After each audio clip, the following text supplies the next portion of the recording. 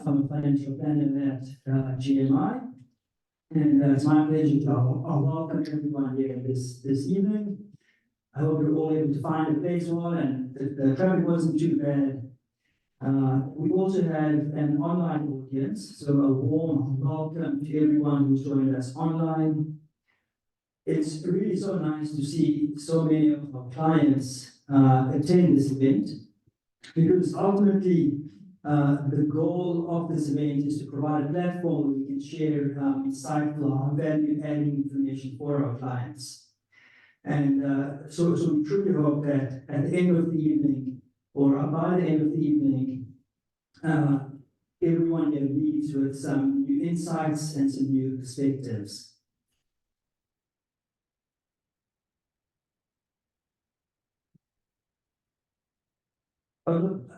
I would also like to use this opportunity to share a few GMI updates on our side. So I'm sure you all are aware that we do offer services to do with wealth creation and wealth protection, but there are three updates that I would like to share. The first is that just about over a year ago, we introduced tax and accounting services as well. So for those clients that now require assistance with their tax and accounting, we are able to assist with that. We now also have a short-term insurance advisor at the Cape Town office. So again, for the clients that would like an in-person consultation with the short-term insurance advisor, there is now someone available. And also, just about a week ago, we recently had a head of marketing join our team. We've been fortunate to experience some excellent growth over 2023, and to continue this growth, the head of our marketing, her role, her responsibility is to create and build our client communication and client engagement. And the purpose of that is to share financial insights with our clients to enhance their financial journey. These are some of the awards that GMI have earned over the last few years. Just a couple of things I would like to highlight is that we continue to remain accredited by the Financial Planning Institute as an approved professional practice. There are only 16 practices in the country with this accreditation, and we're fortunate to be one of them. And then also, once again in 2023, GMI earned the Masthead seal for the compliance audit.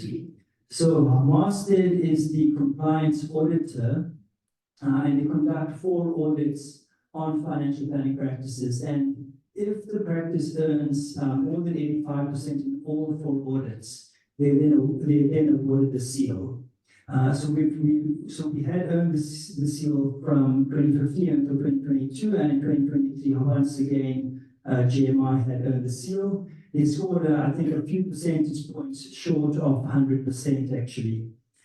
So these two accolades, the professional practice and the Masthead seal, it really is a testament that we conduct our practice in line with the codes of good practice as set out by the Financial Planning Institute. And this is the GMI team.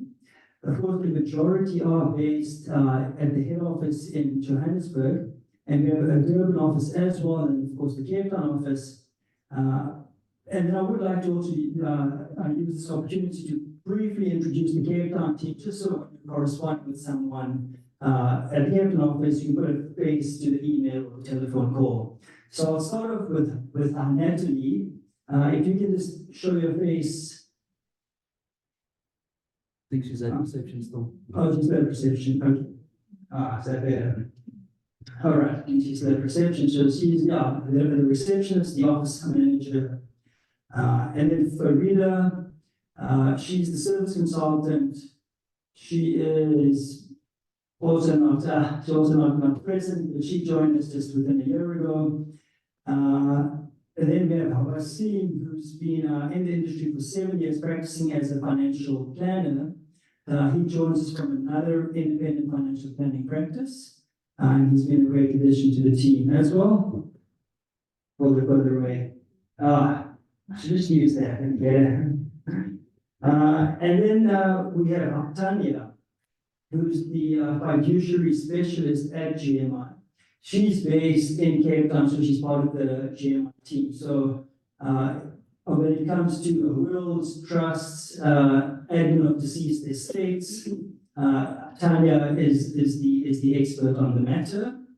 And Pooja is also here, joined us from Johannesburg. She's the head of marketing, whose responsibility will be to enhance our communication. She's standing up there. And then, of course, the furniture of GMI Cape Town, Riska and Venant, who have been there since the beginning, and they've done the hard work to set up the GMI Cape Town office. Riska she's done various roles over the years, but she's their financial planner now, and Venant is the head of the GMI Cape Town office. Right, the agenda for the evening.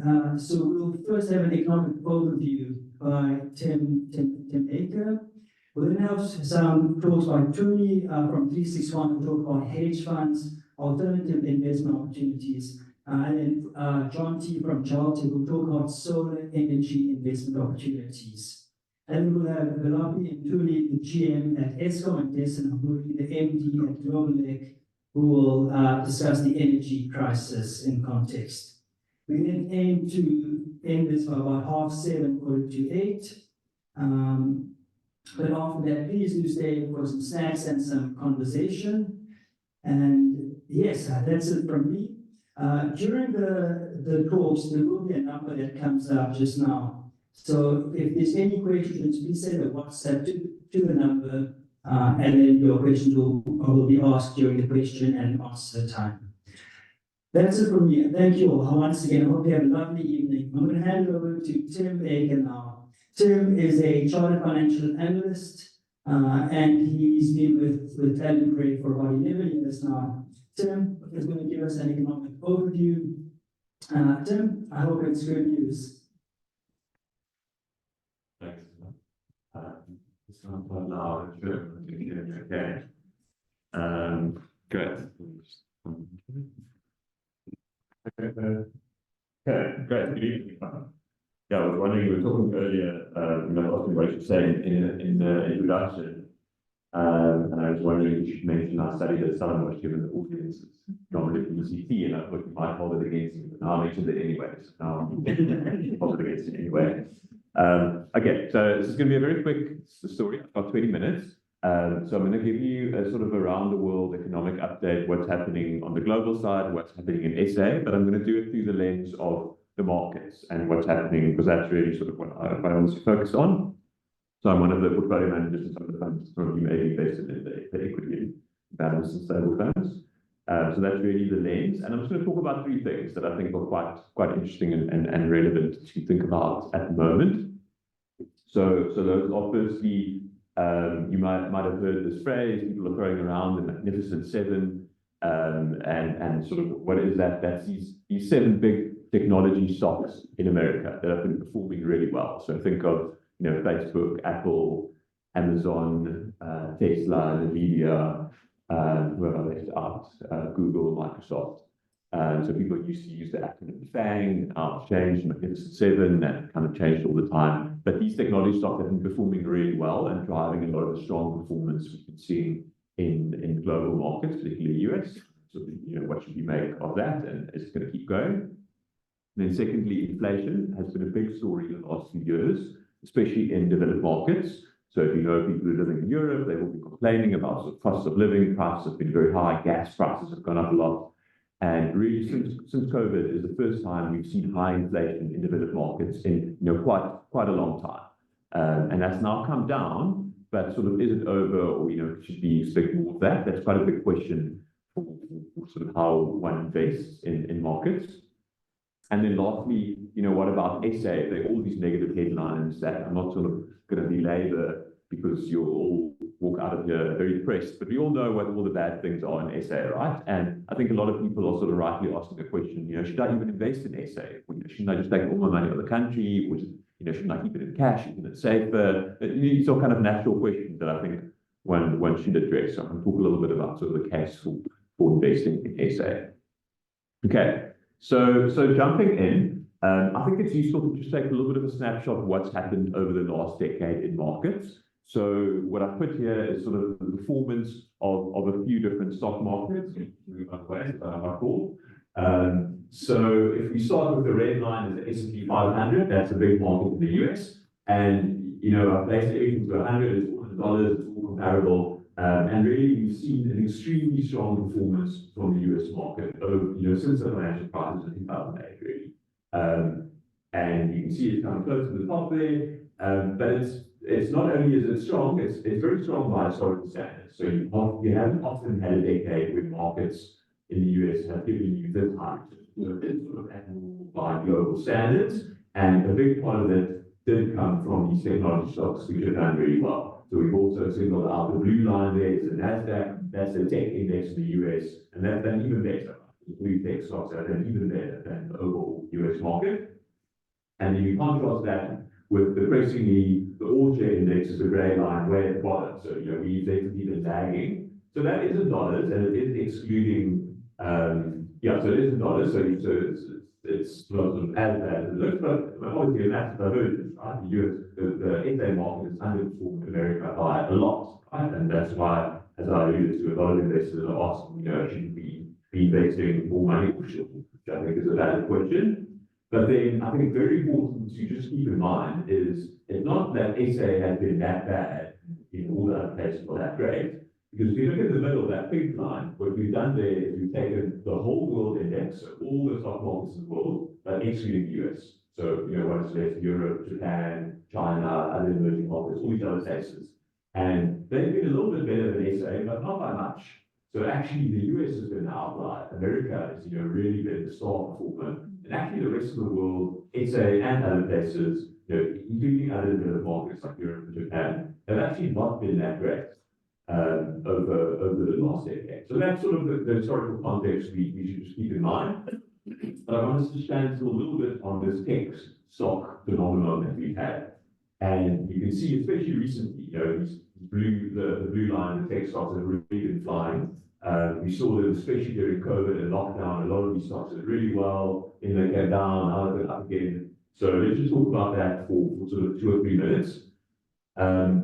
So during COVID in 2020, when we saw the initial lockdowns, a lot of these online businesses started doing really, really well. Suddenly everyone was sitting at home, they're spending all this time online, and people were talking about the unicorns, companies that are valued at more than $1 billion. And I've split out the names of a few of these stocks that were really popular in that period, so 2020, 2021. And some of the names are quite familiar to you: Snap, which makes Snapchat, WeWork, Zoom, which all of us have been using to talk to friends and colleagues online, Teladoc, which is like an online doctor thing.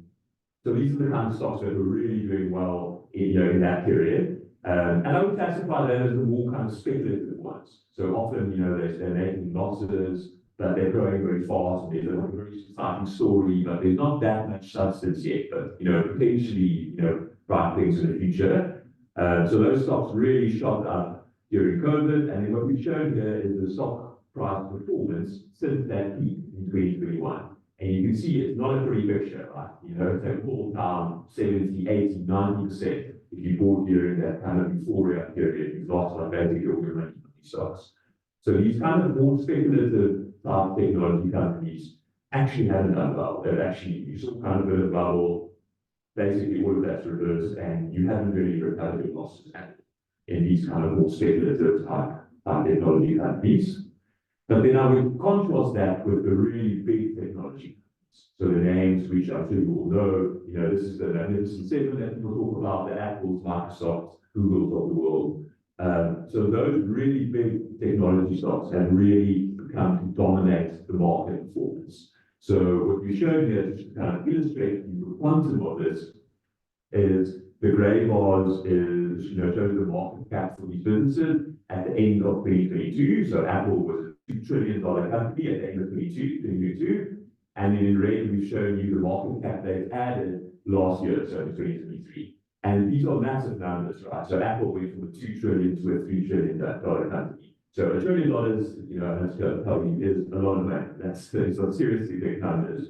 Microsoft added $1 trillion, Google added $500 billion. So massive, massive numbers.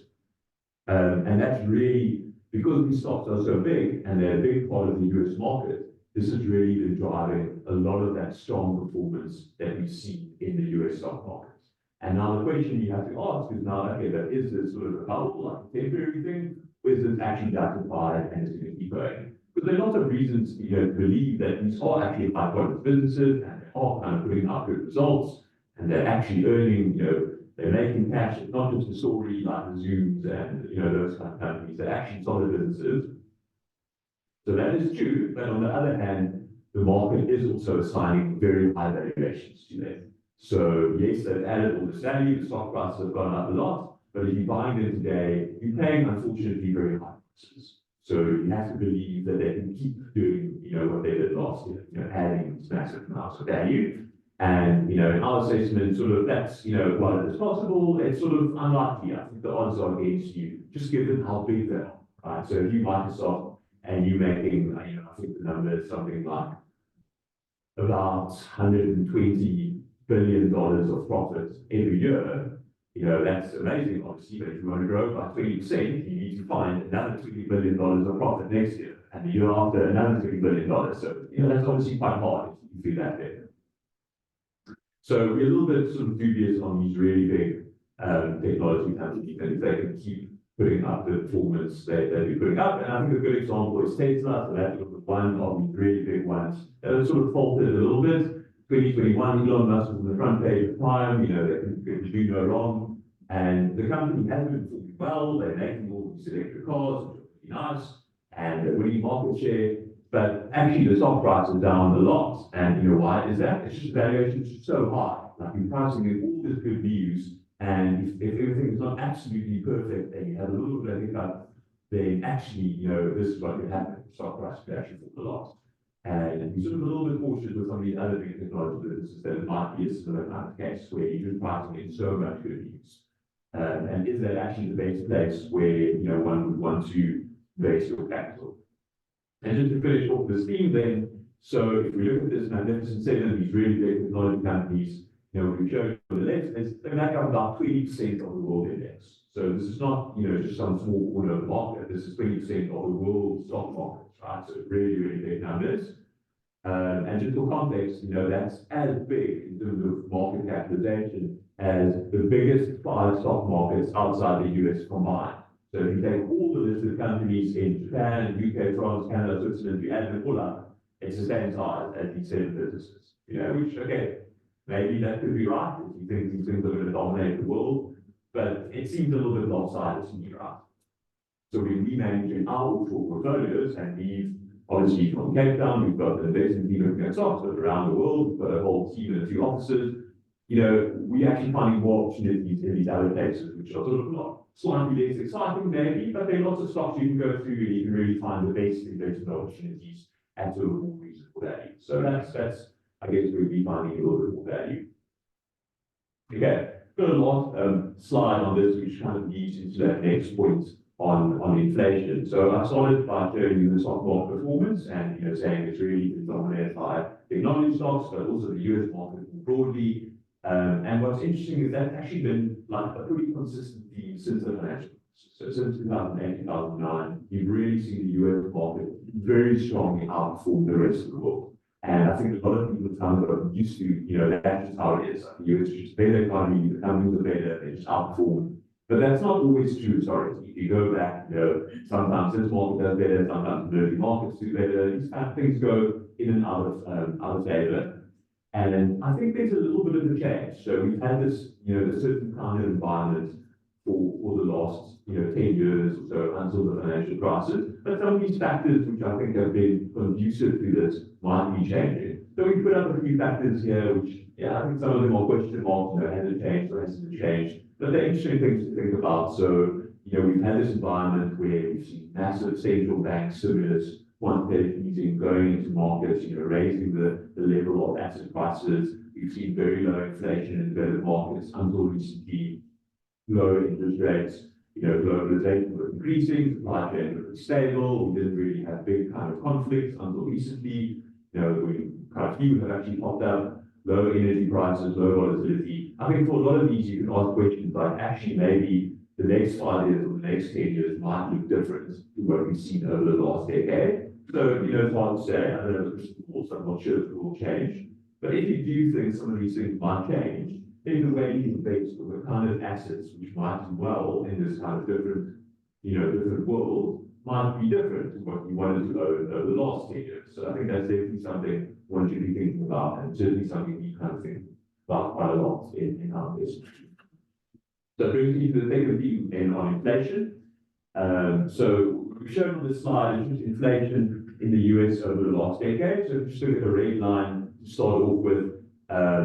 Since the financial crisis, you've had low inflation. Really, the last 20 years, you've had sort of 2 to 3% inflation in America until we got COVID and supply chains got all clogged up and we couldn't get things from China, and suddenly inflation shot up to high single digits in America and Europe. And in SA, that doesn't sound so weird to us. We used to have inflation 5, 6, 7%. That's not that weird. But in developed markets, people really weren't ready for inflation, and it's quite a big shock to the whole system. So that's now come down a bit. We had sort of 8, 9% inflation. It's come down. They want to get this 2%, but we're not quite there yet. We're sort of at the 4% level now. And the grey line we overlaid here is just kind of for interest that the historical period of the 60s, 70s, 80s, which is the last period where we saw high inflation in America, really. And it's sort of remarkably similar, that the lines look quite similar. It's a bit of a coincidence there, it's not entirely a science. But I think what we can learn from that period is that inflation can take quite long to bring down once it keeps going. And what we saw in the 70s is actually inflation was high, then it came down, everyone started celebrating, but then we actually saw a second wave because we had some external shocks and where workers were demanding high wages, and kind of feeding on itself. So we're just a little bit cautious that one didn't celebrate too early on inflation being lower. It might actually keep going for a bit longer than people hope. And I think it's also interesting to think of, what are some of the structural forces causing inflation. So I mentioned this 2% inflation target that most of the markets, most of the countries have. And we think that some reasons one could put forward on why actually that might be hard to achieve. And just look at some of the things I'm not serious about the exact numbers too much, but just structurally, I think there's a bit of a turning point with labor. We see for the first time actually unions in America, for example, having a bit more power, actually hearing about quite big strikes, for example.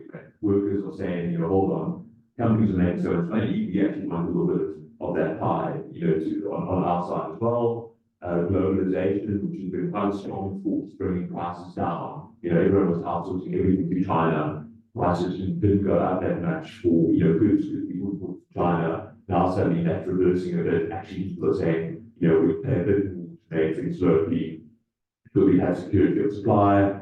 The energy transition, so we want to make things green. That's obviously great, but it's going to cost more. And the defense spending, I think, lastly, it is probably also an inflationary factor. So I think there's a reasonable chance, inflation might be a bit higher going forward. I'm not sure exactly, to what extent. And again, if you're thinking of a portfolio, there are things you can buy which will do better in an inflationary type world. And I think it makes sense to, maybe just build one's portfolio a little bit in that direction to a little bit of insurance that if inflation is higher, you have some assets which actually do well in a higher inflation world. A related point on this, I mentioned defense spending. A lot of countries, especially in Europe, are now saying, actually, we haven't been spending enough on defense, obviously after Russia invaded Ukraine. And that can lead to higher inflation if you're spending more money pushing it into the economy. But a lot of investors, this is obviously raised a lot of questions for investors as well, right? So if you were invested in Russian stocks, for example, you lost basically your money due to the sanctions. And a lot of investors are now asking themselves, what if I had money invested in China? And that's very relevant, of course, for African investors, where we have quite a bit of exposure in China. what would happen if China were to invade Taiwan? That's not our base case, but it's, definitely something that could happen. We think sanctions on China, what would happen to eventually own Chinese assets. Those are definitely things I think one should be thinking about, and it's certainly something we're thinking about in our portfolios. How can we limit that kind of exposure? But also, the inflation that you just more broadly on your portfolio is something to think about. So that's really the story on inflation. As I mentioned, you might want to talk your portfolio just in the direction if we could benefit actually from higher inflation. But then I want to finish off on this last point on, what about investing in SA? So there are lots of challenges, right? We have slow growth, we have all kinds of economic and social issues. Recently we've had load shedding, now is the election, which is causing a lot of uncertainty. A big one that we all, I think, also know about, especially since the budget speech was this week, is our government debt situation. And it's quite a depressing picture. So this is the government debt to GDP, which is kind of the simplest way of measuring how much debt we have as a country. And it's, it's quite a high level, 70% debt to GDP. It's not a level you can't recover from. There's certainly other countries which have higher levels, and lots of countries have similar problems, but also just the trajectory of this line is concerning, right? So, in the mid-2000s, the economy was growing quite quickly, we didn't have a lot of debt. Since then, we've added, lots of social programs which have helped people in need, but we've taken on more debt, we've run deficits. And if you look forward, the picture just kind of gets a little bit worse every year. And at some point, you're at a point where you just can't spend enough on things you need. So already we're spending about 20% of every tax rand on just servicing the interest on our debt. It's not a great position, right? If you just think of your own kind of income, you spend 20% on interest, that's not a good place to be. And, already we can see the results of that, the impact of that on the interest rate that the SA government is paying. So this chart is showing you the SA 10-year government bond yield, which is basically the interest rate that investors, and you can think especially of foreign investors here, what interest rate are they demanding to buy SA government bonds? In other words, to lend money to the SA government. And you can see that rate has been increasing, right? And part of that is, of course, globally interest rates have gone up, but part of that is global investors are saying SA has become a more risky place to invest. So if we want to lend you money, then we like a higher interest rate piece. And that's obviously not good for us as a country. We have to pay that high interest rate. So that's quite a negative trajectory. And it doesn't just make us concerned about sort of what is the plan here. At some point, we're going to have to either raise taxes or cut expenditure. And neither of those is something we really like to do as a country. So those concerning. And by the way, we've seen a similar phenomenon in our stock market. So just as the bond yields have gone up, the valuations for SA businesses, you can think of price earnings multiple, for example, here, has come down. As foreign investors demand sort of higher returns, or they're less willing to own these South African assets because they see them as being more risk. So you can see, for example, you can see that in the performance of the SA stock market. I showed that line earlier, how we've underperformed the world market and the US market. This is just showing that in a different way, but we're showing the performance of the Order Index, so the local stock market, versus the world index. So when the line is going up, the SA market is outperforming the world market. When it's going down, we're underperforming the world market. And, quite depressingly, I think the last decade has just been a straight line down, which is underperformed the world market by quite a large margin. And I'll talk a little bit about sort of the reasons there and what we expect going forward. There has been a little bit of stabilization. One of my colleagues likes to say rock bottom is a very stable place. I don't know if we have rock bottom, I don't know, we'll find out.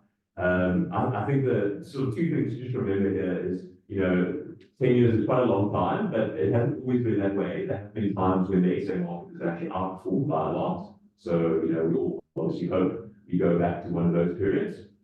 The other thing to remember here is, don't get too depressed about SA. Just remember what I said earlier, it's actually a very big part of the world market is the US. And it's really the US which is performed, very, very strongly. So if you did a similar exercise for a lot of other emerging markets, they don't look too different to SA. So we actually put in a similar boat to many other emerging markets. But just looking at where we are today, this is a very simple valuation metric. It doesn't tell you the whole story. It's the price earnings multiple for the South African market as a whole. So when the price earnings multiple is lower, you're paying a lower valuation for companies, right? And so you can debate what the right level is, but when you just compare that for the SA market versus history, you can see it's definitely towards the lower end of where it's been. Right? It hasn't actually often been lower post the advent of democracy. So, certainly the valuations for SA businesses are very low. And we know, based on history and other markets, that if you're paying a low price, even if things are quite gloomy and the economy's not growing that much, you typically do end up earning quite a high return. So that actually makes us quite optimistic about the return you can earn from investing in the SA market. And that's one of the reasons why we actually have quite high allocation to SA assets in our portfolios. So I think that's definitely the one kind of silver lining there. A lot of the bad news is definitely priced in. And things can improve, right? So load shedding last year was really bad. It hit a lot of companies quite heavily. I think there's a decent chance that might improve this year or especially next year. That would help a lot of companies. For example, the one other thing I just want to talk about specifically is the election coming up in 3 months. So the one point on the election that we've definitely found is we speak to a lot of foreign investors and we kind of tell about the things that we're talking about. A lot of them say we actually think SA assets are quite capitally priced, like the SA companies, but we didn't really understand about the election, so we should have waited out for a while. So I think there's quite a good chance that if the election is just sort of normal, kind of the average outcome, what you think that means, that actually a lot of foreigners might just come back to the SA market, just because there's less uncertainty, and that could be really positive for the market, but yeah, I guess we'll see. So the numbers I put up here, often, I'm sure you've seen some of the polls recently on, what you expect for the election, and the way we usually look at the numbers is percentages, right? You think the ANC and the DA, what percentages they're going to get, and so on. So the way we put the numbers here is just in terms of actual millions of votes. So these are for the last 5 local government elections to kind of keep it comparable. And obviously the proportions change as one party gains or loses support. But I think what's interesting is just in the last 2 elections, or especially the last election, I guess, is how the absolute number of votes has come down for the big parties, right? So not only has the ANC lost a percentage of support, but actually, both large parties, the ANC and the DA, have actually just lost in terms of absolute number of votes. And why is that? It's because a lot of people are not voting. They just illusion with what's happening, but they don't really see a good alternative, maybe some other reason. So actually, they haven't really voted. So I think that will be the really interesting thing this year with the elections. What is the voter turnout? A lot of people are able to vote, or maybe the registered voters, but they're not going to vote. And that could be quite a big swing factor. So that will be a really interesting thing to watch. Right, so I'm going to wrap up with 1 or 2 last points. The last point I wanted to make on the JSE, so I made the point that valuations are low, that's quite a good place to be buying in general. The other thing to just remember is a big part of the JSE is actually not local businesses, right? So what we've done here is just break up the market in a few kind of buckets, and if you look at those middle ones, so Naspers and Prosus is about 12% of the local market. That's obviously not the African business, right? That's really exposed to China and Tencent. We've got lots of multinational businesses listed here. Think of things like Moodley, Anheuser-Busch, Richemont. These are big global businesses that happen to be listed here. They've got nothing to do with the local economy. And then we've got the mining companies who, some of them, don't even have operations here. But even for the ones who do, they export their products to the rest of the world. So they're not that exposed to, SA economic growth. And if you add up all of those, that's about half the JSE, which is not really exposed to the SA economy. So if you've got your money invested in whatever product, something else on the JSE, and you're sort of worried about all these negative headlines, just keep in mind that about half of the money on the JSE is actually exposed to global businesses. So not directly to what's happening here. Right, and then this is just performance numbers for our flagship fund, which one of you may have invested in. So the point is obviously we try and outperform the market, and I think when there's lots of volatility and there's lots of crazy things happening in the world, on one hand it's bad, but actually it does create opportunities for that. That's always something we look out for. But I think the more important thing is just the absolute number, right? So last year was not sort of terribly exciting. The last 3 to 5 years, we've had sort of close to 10% type returns for many banks, which is okay, but obviously we never like to see those double-digit numbers. But just sort of looking forward, actually, I think we're quite cautiously optimistic about the kind of returns one can generate, given that, these themes I've spoken about, they say assets actually look quite attractive. We think inflation is maybe creating some opportunities that one can take advantage of. And then you do just have to be a little bit cautious. I spoke about the big technology stocks and you think maybe are overvalued. So there might be better opportunities elsewhere in the different parts. So you should be careful to not, overpay on for assets. Right, yeah, that's my story. I think we've got a little bit of time for questions.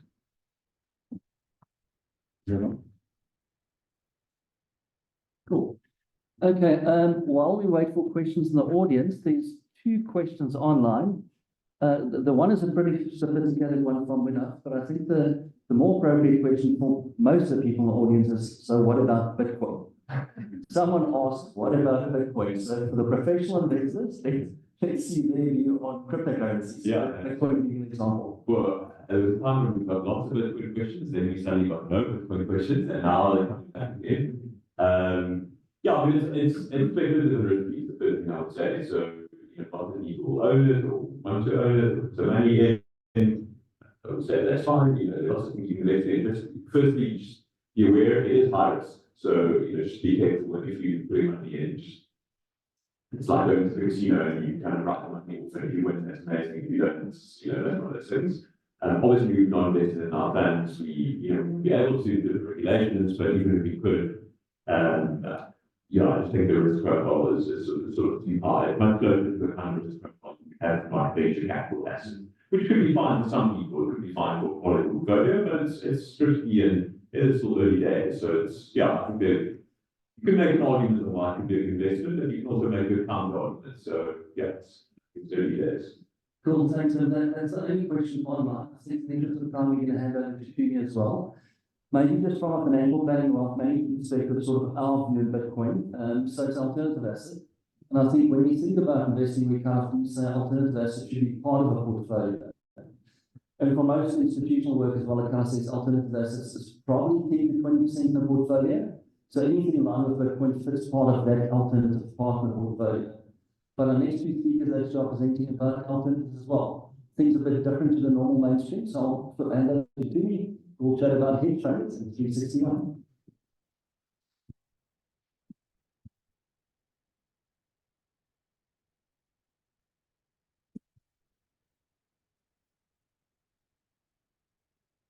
Evening, everyone. Whenever I start the presentation, I always want to introduce our company as 361, and every time someone comes to just call us up on stage, they always call our name wrong. Either 361, 369, we've heard so many different names. It's not 361, it's called 361 Asset Management. So it's all about that extra degree of difference that we hope to offer in terms of our service, in terms of our performance. So it's 361 Asset Management. Just a little bit about myself. So my name is Tumi. I joined the investment community almost 7 years ago. Started with 361, covering the banks and financials as an analyst. And now I've taken over the multi-asset funds. So I'm looking after the multi-asset funds from a co-portfolio management point of view, but still heavily involved across the business with the hedge funds and across the long-only aspect of the business. Today, I'm tasked with the difficult task of actually explaining hedge funds to the audience. And I want people to leave at this stage having at least understood the simple concepts of hedge funds without complicating it too much. But the one thing that I'd like to talk to about 361 and why we differentiate from a lot of the other big asset managers is if you look at our assets under management. So quite a huge component is made up of hedge funds. Quite a lot of the bigger asset managers, only a small component of hedge funds. So we've got 35% of our funds and solely in hedge funds versus our long only sitting at 65%. And we're actually one of the largest hedge fund managers in the South African space. And when we think of hedge funds and what we bring to the table and what we think differentiates us, is the big thing we like to focus on is what we call our hedge fund thinking. So that hedge fund thinking, when we're looking at stocks, when we're looking at sectors, when we're looking at either geographical regions to invest in, we're always constantly saying, what could go wrong? So we're not just looking at the good characteristics of wanting to own certain stocks and saying the performance is going to be absolutely great. The hedge fund side of things, because you can actually bet on a company going down in value, we're saying, okay, are we comfortable with this management team? Are we comfortable with the sales projections? Are we comfortable with this company and the GDP environment in which this company is in? And that aspect of looking at the negatives of the companies, because we're profiting from the negatives, actually allows us to have what we call this hedge fund thinking. So the hedge fund thinking, when it comes into play, how we differentiate ourselves there in the center, is we say we are able to then miss a lot of the landmines. So when African Bank went down, significantly went down in value, we profited from them going down in value. We're not betting on companies going down, so we don't want a whole lot of South African companies going down, not at all. But what we are saying is we want a balanced market for our investors. So our investors are able to profit when companies are going up, and investors are also allowed to also make more profit, so it's an additional toolkit that you can use to also profit when companies are going down in value. So if a company has any governance issues and you're worried, wow, they haven't been audited potentially properly, their numbers could be misstated completely, so the likes of like a sign-off, and we actually, not just for our long onlys, don't want to own the stock, but in the hedge funds, we're allowed to take a position in the stock and say, I'm betting on this company, and I think it's actually going to go down in value. And so a lot of the positions that we actually bet in the company going down, it's not only related to either companies like governance issues that we're seeing in companies where potentially your board that sits there is quite fraudulent and has overstated some of their numbers, but you could also bet on a sector where you think, for us, a big one that we had betted on was property companies almost just before COVID actually, where we said, listen, the South African GDP hasn't grown that much. We've had so many shopping centres being put up in Johannesburg, in Cape Town, and all these shopping centres are meant to take up all the consumption that needs to happen, and we don't think that all these property companies are going to do well over time. And what happened with COVID, you had, yes, work from home, so even more people now are working from home. You had certain nodes in Johannesburg and the Sandton office spaces where some of these offices are sitting vacant. So we bet on a lot of the property companies not doing well, and so we were able to profit from that and also miss the landmines across our long-only funds. So that's one of the big differentiators for us, is missing those landmines because we constantly interrogating what could go wrong in a company.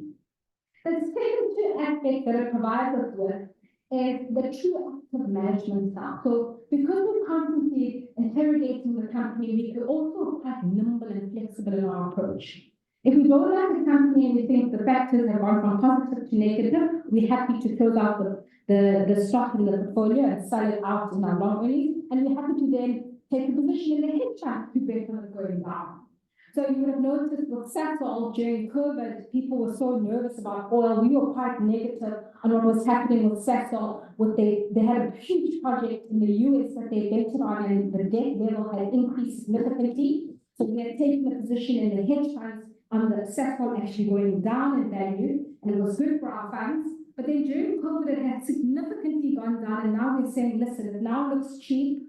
Now management sort of sorts out its issues, the debt restructuring has now happened, and we're now having to take a position on Sasol going up in value, and we switch then our positioning. So being able to be quite nimble and flexible in how we look at companies and in how we look at sectors in South Africa. Last, but certainly not least, is this downside protection. So what should hedge funds be known for? Is providing that downside protection. So when the market goes down, because you're able to then take these positions in stocks and sectors that are going down and profit from that, you should be able to then protect your portfolio a lot better. And we're saying, okay, what happens during COVID? So March 2020, we saw the market go down by more than 20%. Did the hedge funds and did our funds do a good job at protecting a lot of the client's capital?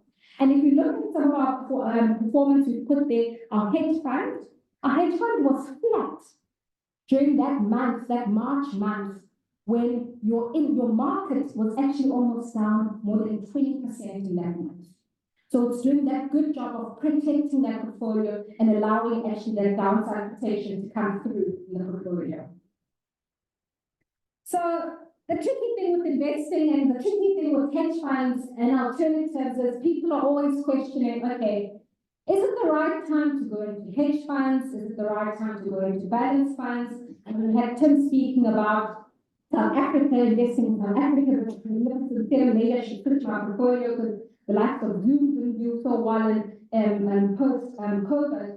And so people are always questioning when is the inflection point? We talked about even debt stabilizing and national treasury sort of start slowly showing a peak and be like, hasn't really stabilized. And this is the tricky thing with the investments, right? It's deciding, is it an inflection point?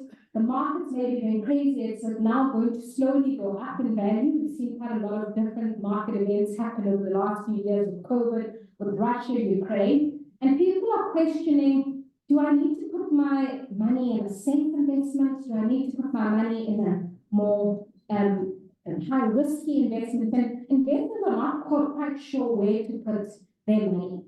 And so alternatives is a good space to look at because what we're trying to do with alternatives is you're trying to give the upside. So when your markets do well, you're still giving that upside. But if you're saying that markets are potentially going to go down in value, and we might see recession, and we might see issues in the global economy like we've seen, and you want that downside protection, and alternatives are able to do both. So the first thing we consider from when we're looking at our funds and from a hedge fund perspective is we need to look at which regime we're in.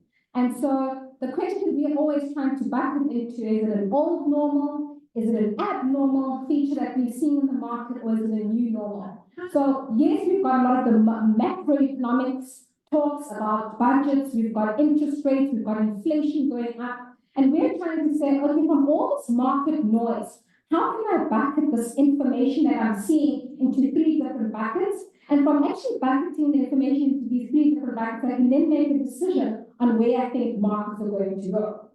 So the old normal, we were in a period of very low interest rates, so your low interest rate environment, and then you had an abnormal period where interest rates slowly started to increase.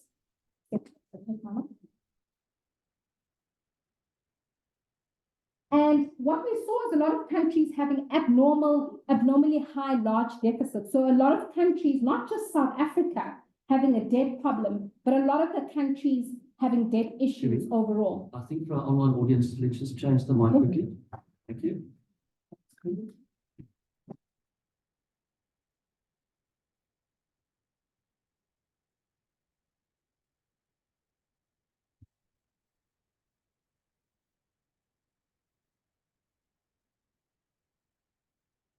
And then the last bucket that we're looking at is the new normal. So the new normal, I mean, the next speaker is going to talk about sort of solar. And what we're saying is the new normal is growing maybe your green economy and renewables and what's going to happen in that space. And by bucketing these different types of information into the different types of portfolios, you at least know what is going to allow sustained performance and what is going to allow continued performance going forward. And maybe green economy and renewables and energy is going to be a very long-term theme that we can look at when looking at the different sectors and companies. So when people are looking at these different themes, the big question then they ask is, to me, does it not make sense then to just diversify? Maybe let me put my money in something that potentially benefits from high interest rates, benefits from inflation potentially getting normalized, benefiting from the green economy. And so people always want to look at them putting their money into too many buckets. And so we've heard the concept of diversification being something of a good thing when you put your money in different baskets and you're hedging on everything doing well. But what I'd like to warn you with today is the concept of what is called diversification. You end up thinking your money is done great. Yes, you put it in 1, 2, 3, 4 baskets, and all 4 baskets, when you look at them combined, it's actually a lot far worse than for your portfolio. And so what we've shown here is if you look at the average balance fund and we've compared it to the REG 28 fund, the 361, the balance fund, if you had just invested in that fund versus having invested, the performance of the last few years would have been a lot better.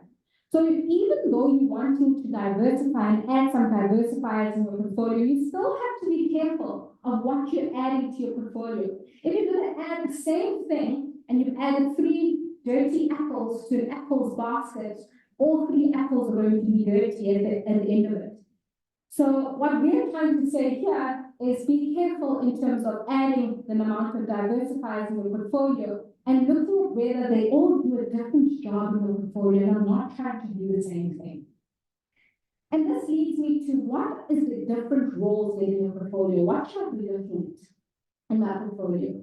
So your portfolio needs to give you 4 different things. And what we've classified here is the return, we need good returns. We want the returns to be quite consistent, particularly when I'm in over time age. I don't want to have 1 year is doing 20%, the next year is doing -50, and I need to draw from my portfolio. It then needs to give you a bit of that diversification element that we spoke about earlier. And last but certainly not least, it still needs to provide you with that downside protection. So it's important that your portfolio covers all 4 aspects of the return consistency, diversification, downside protection, and then your return enhancement. And so the quote that we've used here is from a famous footballer who the footballer went to his playmates and said, guys, we want to win, but how are you guys each going to win all together? So he said to his players, you're all going to win by doing the job that you know to do on the field. And so we recently had the Acker game. I don't know if Bafana actually did what they were meant to do, besides the goalkeeper. The goalkeeper was brilliant, by the way.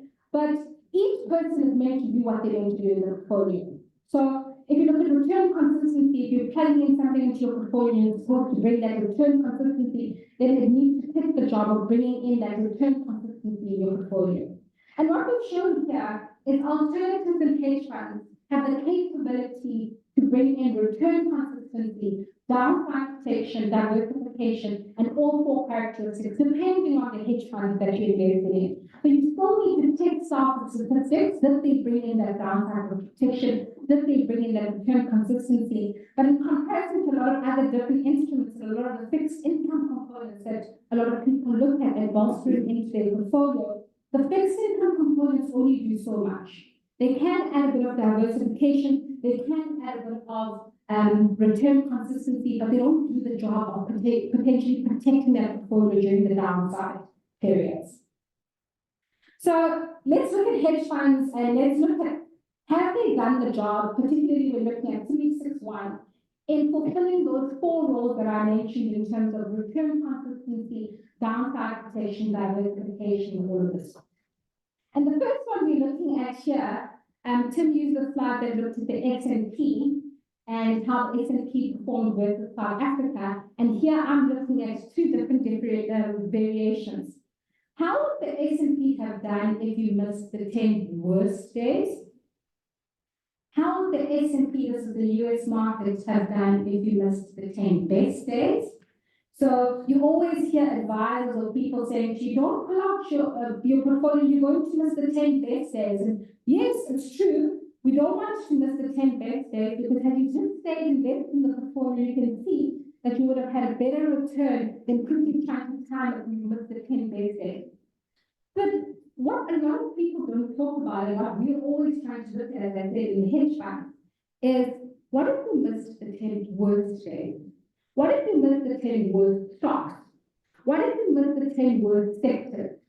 So we're complaining to try and time the market by any chance and trying to make decisions. Yes, we're trying to look at all the market facts and the information that is telling us, but we're trying to hope that that portfolio is able to provide that downside protection in missing the 10 worst stocks, because we've thoroughly analyzed the 10 worst stocks and actually you could potentially profit from them, hopefully, in your hedge funds if you've taken the correct positioning. But you could significantly have performed better if you also missed the 10 worst days in your portfolio. And so what we are trying to look at is these 3, what is called the 3 Ds in a portfolio. So if a hedge fund is doing the right thing in the portfolio, it needs to have these 3 Ds. It needs to be durable, it needs to be defensive, and needs to offer also that downside protection and diversification from the markets.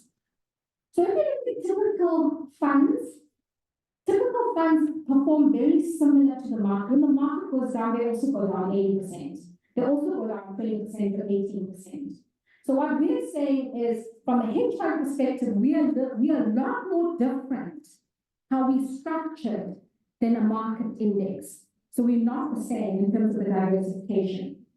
Then if you look at the durability, we're able to, as I said, to take positions in companies that are going down. So we're protecting that portfolio by also bringing in those positions. So when the market also typically goes down, those ones kick in and protect the portfolio. And hopefully the ones that we've got that are doing well in our portfolio don't go down as much as these ones that we're profiting from. So it brings in that durability feature in the portfolio. And then last but not least, in terms of defensive, yeah, I'm looking at volatility, how volatile the hedge fund is versus the market, and also your drawdown. Your drawdown talks to the fund actually going down in value significantly over a period of time, and this is for the last 4 years. What has been the most significant dip in the market? And as I mentioned, it was around 22%. So in the last 4 years, we've seen a drawdown of around 22%, whereas in the hedge fund, we've only seen a drawdown of around 3.4%, and this is the average drawdown over the last 4 years.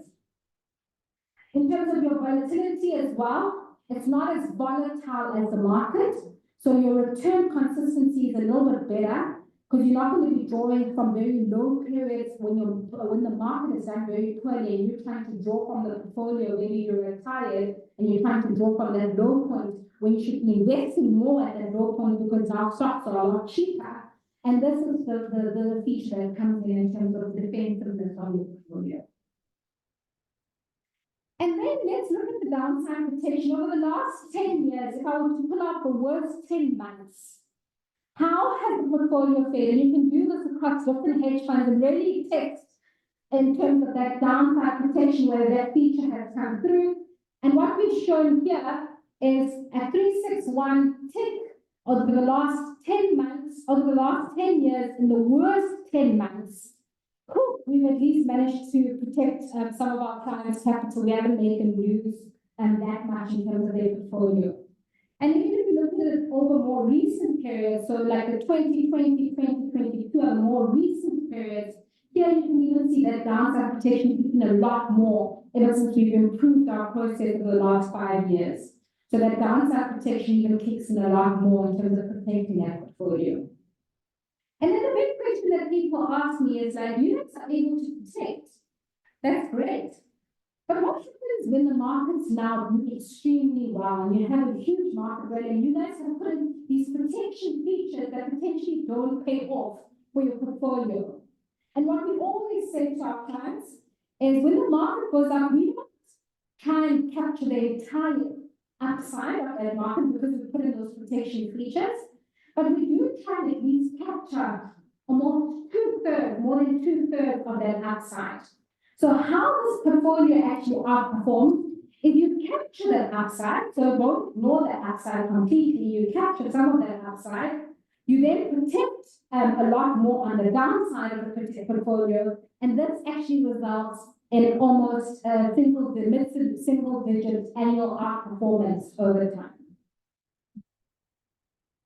I think this quote is quite applicable.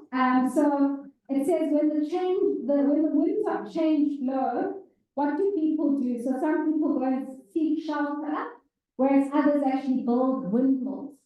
So another example that you can think of maybe when you leave here is, oh my word, hedge funds are like windmills. They're actually during times of like distress, when the wind is blowing, they're actually trying to generate a lot more sort of energy and power into the portfolio by providing some form of portfolio protection. So this quote is quite applicable for us in terms of building windmills and actually looking at having a more resilient portfolio than always just trying to hide and find shelter. And then the last example that I'm going to give, just in terms of besides the downside protection, here I've shown 2 scenarios. So let's assume you've got an investor who, the first investor is quite young. They don't need to draw from their portfolio. They're at least managing to get a salary every day. So they just putting in a bit of a lump sum scenario into their portfolio. And they put in 1 million rand in the hedge fund, and they put in 1 million in the Johannesburg Aussie. Okay? And we're now going to track how the performance has done since the period in which you put this 1 million lump sum and the 1 million in the Aussie. And in the second scenario is a retired investor, so they now need to start getting some form of income from their portfolio. They're no longer working now, so they're all retired. Hopefully they're going on holiday and enjoying their holiday time. And now they need to draw from their portfolio to get some cocktails maybe. And so when you draw from their portfolio, we've assumed here that your income needs, you need 7,500 monthly income at the start. And this grows at 6% per annum. So that 7,500 over time will also keep increasing with the 6% escalation that we've put in. How would your fund have performed if you started off with 1 million in the hedge fund versus 1 million in the South African market? And these are the stats. So in the lump sum scenario, if you look at the 1 million invested, you would have ended up with 12 million. I don't know why I actually went to go study. I should have just put 1 million in hedge funds back then if I had 1 million. But it's got a higher portfolio value in your lump sum scenario versus having invested directly in the market. And this is the history since inception. So you're comparing what the market, Johannesburg Stock Exchange market has done versus what the 361 portfolio would have done with that same 1 million, but you haven't needed to draw from your portfolio. If you also were to compare it with having drawn from the portfolio, you'll notice the portfolio value is even higher than what the market is versus just the lump sum scenario. And what we're talking to there is that your portfolio then is able to provide you with what we call longevity. So if you're going to outlive, you want to outlive your retirement assets, you want to be able to continue spending and continue to draw from your portfolio. So the longevity then comes in when you also plug in a hedge fund, particularly for retired candidates that are actually pulling and getting a living annuity from their portfolios. So here you've drawn the 7,500 starting the monthly income and it's grown at 6% per annum. Your portfolio value would have been significantly higher than that of the Aussie. What is that driven by? As I mentioned, it's driven by the low volatility you're drawing at very low volatile periods. It's driven by the downside protection at the point in which the portfolio, the market goes down, you're protecting capital in terms of your portfolio performance. And then it also comes in with that capture, where you're capturing majority, not all, of the upside, but you're capturing majority of that upside in your performance. So if you look at the performance slides here, we've shown that since inception. Since inception, the hedge fund has outperformed the cash call rate here by 9%. So you're getting around 15.3% since inception, and the hedge fund commenced on the 1st of April 2006. So it's quite a history in terms of fund performance. And we've been able to do around 9% outperformance versus the standard bank call rate. We've also put there the volatility stats at the bottom and the drawdown stats, but that's the hedge fund performance for you. Thank you. And I think you did a very good job when explaining hedge funds in a way that everybody can understand. But I think in essence, it's different quiver that can profit from stuff going up and down. Now, we use these things in our portfolios for most clients, except cost-sensitive clients. So I'll pose the question to Tumi. Fees in hedge funds traditionally are more than a normal long-only equity fund. So you normally pay about 1% per annum for a normal long-only fund. On the hedge fund side, fees can go to 3%, actually 4.5% fees. So maybe just show us why the high fees in the hedge fund, and how does one justify that from an investment perspective? 100%. So everyone asks about fees, and the biggest question is, when the markets are underperforming and you're still charging a management fee, then how do you justify not having charged a performance fee during that period when the market is down, but your cash is still up? So for us, what's important to look at when we're looking at fees is we split the component. We've got a management fee component and a performance fee component. And all the returns that we show to our clients is after fee. So all the returns are showing there, the 15%, the downside protection, everything that has happened, and in comparison to the market, it's half the fees, but not the whole fees. So with the management fee component, we have 1% management fee, so it's quite comparable to the non-earnings. Where we kick in is on the performance fee side. And so we incentivize to perform on the portfolio in terms of getting that upside, getting that downside, and managing that portfolio performance upside. And we still think, if you look at the comparison after returns, that it's still very beneficial for a client, whether they're in a lump sum scenario or whether they're in a retired scenario after fees comparing to the market. Thank you, Tumi. On that note, we'll hand over to Jonty, and just going to share some ideas of, in this energy crisis, how do you invest in energy? Thanks, Tumi. So Jonty will build on that new normal and the renewable energy side and how to invest in it. And often some of the best guaranteed returns one can get from the tax man. And in essence, you can invest in solar and get a guaranteed return from tax and do the right thing as well. And then after Jonty's spoken, we'll actually go into energy and we'll have a chat about the energy crisis, load shedding, and when that's expected to end. And then we'll wrap up after that. Thanks, Jonty. Okay, Ben, thank you very much.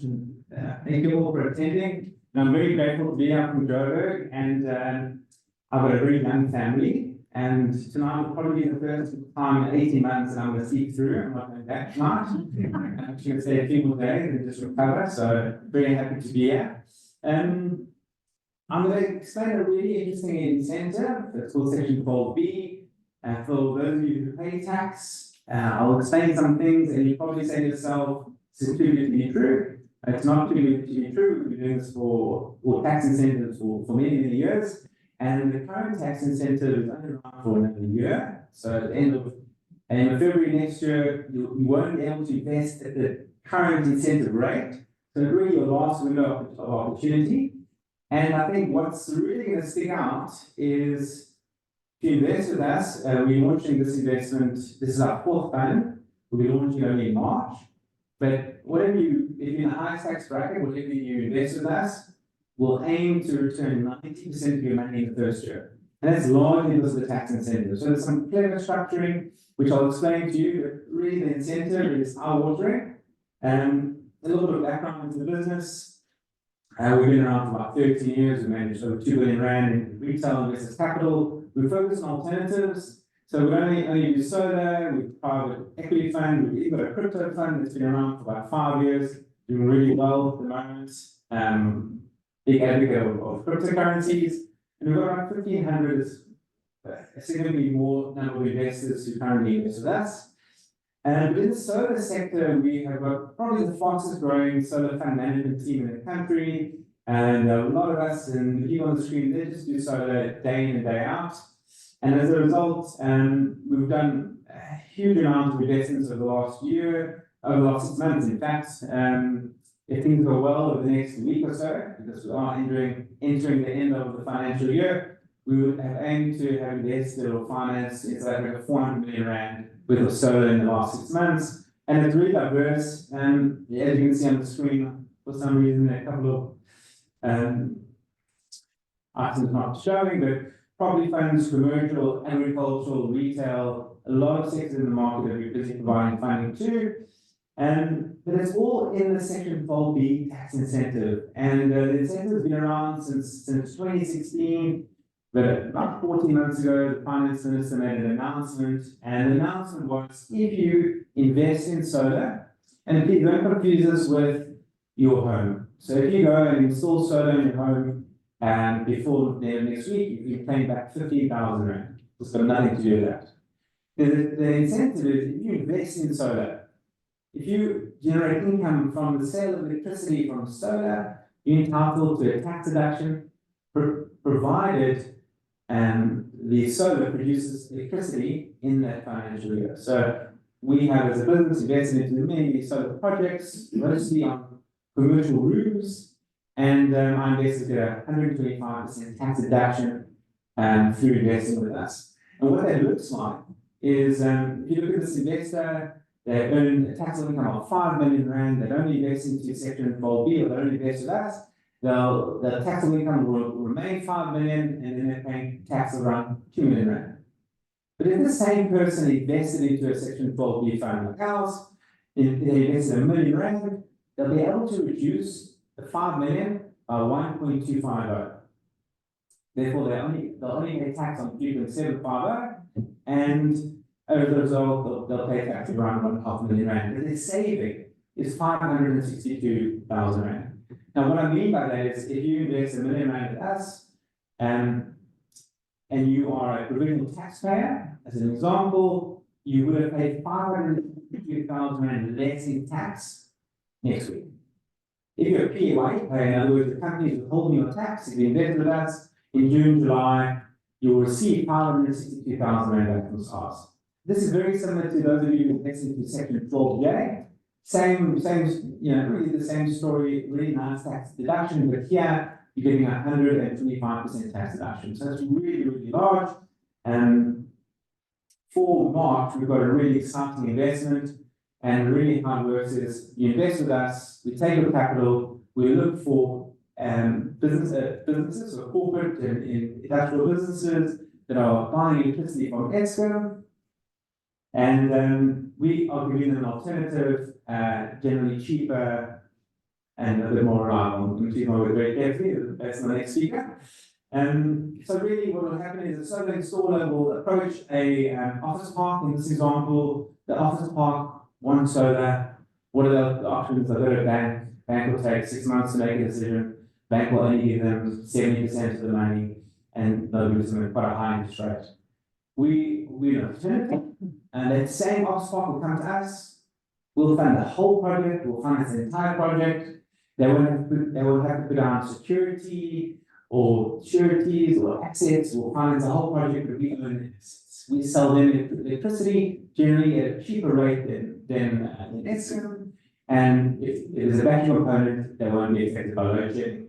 So our option in the market is extremely attractive. We've done a huge amount of deals. Again, if things go well, we would have owned over 100 assets in this financial year. And so that's a really good comparison between us and the banks. Our offering is really attractive to the end customer, and the result, the return that we generate from the sale of electricity really translates into really, really exciting returns for our investors. Now, here's an example of an investor who invests with us into this product, which will be available in March. This investor is in a high tax bracket. They invest R1 million, and you'll see in the first line they're receiving 562,000 rand as a tax refund from SARS. This is again because you invest R1 million, you deduct 125% SARS. They then will receive some cash flows from the investment. But then something interesting happens, and that's the third line. And what happens is, what we will do in this investment is we will raise some debt from the bank. And we're doing this in our other funds, and by raising some debt, and not a lot, so for every 2 rand of cash that we have, we'll raise 1 rand of debt. So the debt to equity ratio is really, really low. But when we raise the debt, we use the debt to buy more solar assets. So our investors, they get an additional tax benefit because they now own more solar assets through the fund. Now, when you own more solar assets, you're bound to pay another tax deduction or a larger tax deduction. So by investing in them in the highest bracket, you'll receive 562 from SARS, you'll receive around 43,000 rand from the investment in the first year, and another tax benefit of just under 290,000. Now, if you add those together, you're really receiving around 90% of your money back in the first year. So you basically de-risked. You're then in the investment for the remaining 10 years, 10-year investment. And at the end of the investment, what happens is we sell the future cash flows. So a lot of the agreements that we'll enter into with these companies or property companies or body corporates or estates or farms or hotels, the market is enormous, is for 15 or 20 years. And that's really very competitive. And that's really where you get these long, beautiful cash flows, stable, and really there's a perverse incentive for these businesses. If they don't pay us for the electricity, turn it off, and they pay us a high rate, so they incentivize the person not to default. So the counterparties we're dealing with are really creditworthy. We do an in-depth due diligence on them, and we are able to really secure really good, stable returns for our investors. So in this case, investing R1 million, you get around 90,000 rand back in the first year. You still have R1 million invested in the investment, and you get nice cash flows. And at the end of the term, we sell future cash flows. So we've taken whatever the future cash flows are, we've discounted it by a percentage, and our investors will receive about 1.3 million rand back at the end of the term. We think that's very predictable. I'll talk about our fees, but one of our fees is a performance fee. So we incentivize to sell the final year's payments as high as possible because we're in it for a performance fee. So the higher we sell it for, the more performance fee we earn. So if you look at the bottom of the screen, the returns are the type of returns you anticipate you're investing into a venture capital fund or private equity fund. They're very high. 42% pre-tax is extremely high. After tax, 21%. This includes the tax benefit. This is after fees. These are really, really high returns, but the returns are really bolstered by this enormous tax incentive. And the underlying investments are not high risk. And my personal view, they're extremely low risk. And we've provided many businesses now with the type of finance for their solar, and these are really, really incredible businesses that rather deal with us than go with a local bank. What we haven't factored into the returns are two additional potential revenue streams. One is wheeling. For those of you who live here, you'll be familiar potentially with this term. That's where if you've got excess electricity, you can sell it back into the grid, and the City of Cape Town will pay you a sum of money for that sale. So we haven't factored that into our returns. There will be a number of assets where we'll have excess supply of electricity, we'll sell into the grid. And the second is carbon credits. So the South African carbon credits has been difficult to monetize, and we own the assets, our investors own the assets. As a result, when we are able to monetize them, we think investors will get another 2 to 3% per year as a return. But again, these haven't been factored in, so potentially the returns are higher. In summary, our minimum investment is 500,000 rand, really 90% of capital to be returned in the first year through the refunds and through some cash flows. The underlying investment is adapt. So if an underlying customer starts paying us for whatever reason, the opportunity doesn't implode, we can go collect the assets, redeploy them somewhere else. There's a physical asset. Every year we are exiting investors through distribution, so you're getting money every single year. As I mentioned, the returns are really, really eye-watering. And based on the million rand investment, if you are in the highest bracket, you're getting a deduction of 186%. And that's because there's gearing involved. So we're raising more debt, get a higher tax deduction. We're capping the fund at 250 million. All our funds have historically all been oversubscribed. We've got a really captive investor base, as I mentioned earlier, about 1,500 investors who are with us from the second 12J days, a lot of taxpayers. So there's high interest in these funds. I mentioned we're only launching this. This is the first presentation I'm doing on this product. We're only launching it in the middle of March.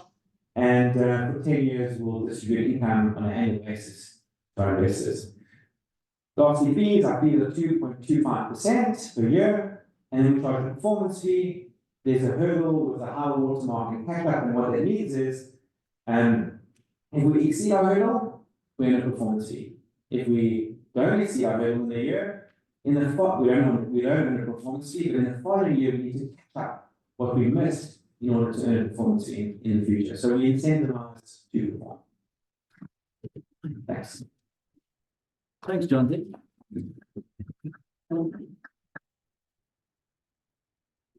Maybe just two questions from my side. The one is kind of around liquidity. So to some extent, liquidity is not a problem because you get your money back sort of 90% the first year. But after that, you are locked in for the balance of the capital. Can you get out, or do you kind of get your 90% back and you have to sit out the rest? Yeah, we say to investors, you invest into this investment with a view of being in for 10 years. So you de-risk 90% in year one.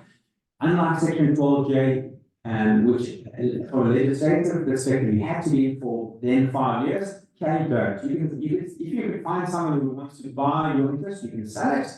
I think it'll be very challenging to do it, but you can. So ultimately, the mindset needs to be 10 years, but you are de-risked 90% in year one. Cool. And then the second question is, what is the question? I'll come back to you in a second. While I call up, I'm laughing, guys. Anyway, let me call up the next guys. My memory will refresh in 1 second. So just sound Jonty. I'll call Velaphi and Dhesen to come to the stage quickly, and then we can have the final panel discussion. And if you just reflect that last question, just keep my mind now. Fine, come back. Well, I think that's one last thing. If this doesn't sound someone and you realize, oh no, I need to pay a huge tax bill in February. We do have an investment currently. It's not as attractive as this one. We can't raise debt in the last week of February, but we do have something available in the market. Cool. Thanks, Jonty. Then our last session, which we should be finishing about 10 minutes, sometimes is actually working exceptionally well. So thanks to all the presenters for that. We are actually really pleased and honored to have a general manager from Eskom join us today, Velaphi Ntuli, and also a managing director from Globeleq, which is one of the multinational renewable energy business, and actually heads up the South African office. And the key, in essence, what we want to discuss is what's on everybody's minds, which is when is load shedding.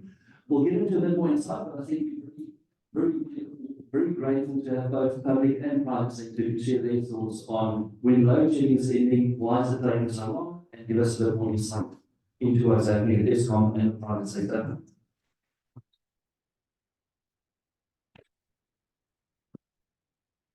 And please feel free to send any questions that you might have, or you can ask them the audience as well.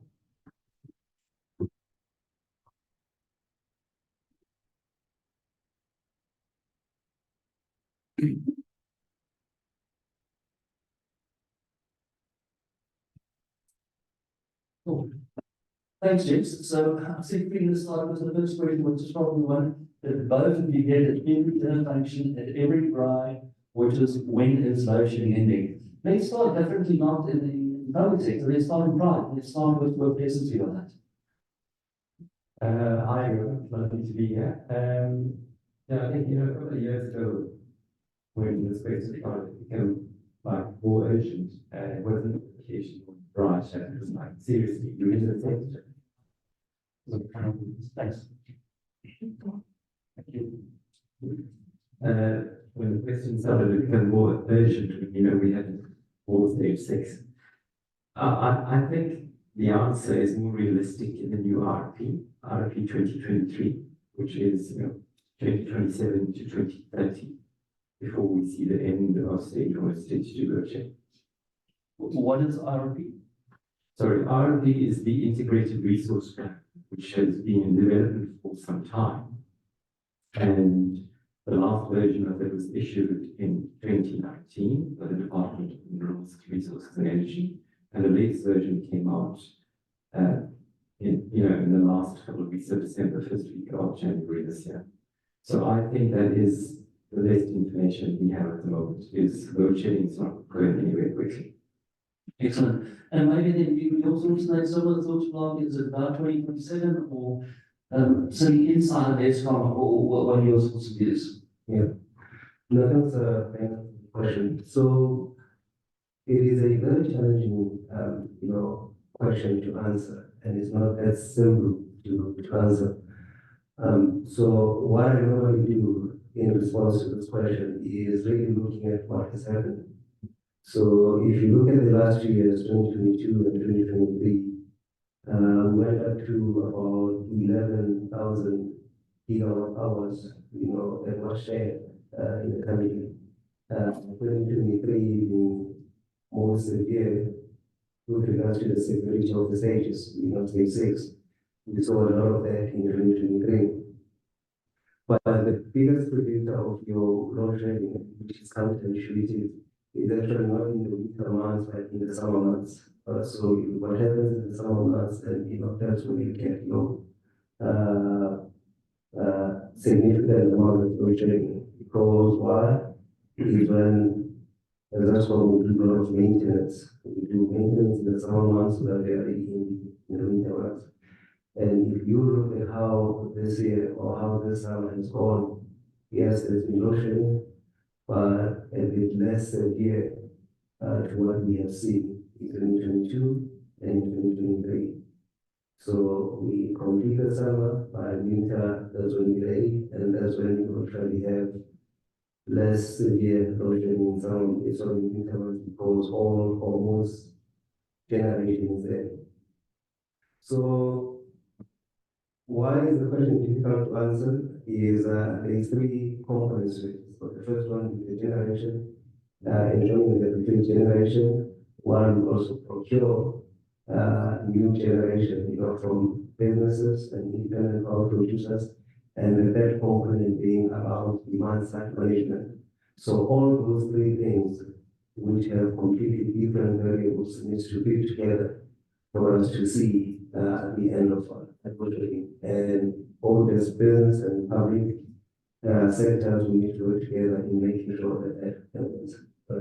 So I'm not able to give you a clear date and answer. I wanted to push it like a plug. I think it's about 2027 the other side sees the explain. And why has it taken so long? I mean, I can't remember. How long is load shedding in the middle of this now? I think it started in 2008. We almost forget. But maybe from your side, why has it taken so long? Or what are the complexities? Or was the grid, everything was so deteriorated that it had to take a long amount of investment to get there? Or what's one of the constraints? Eruption?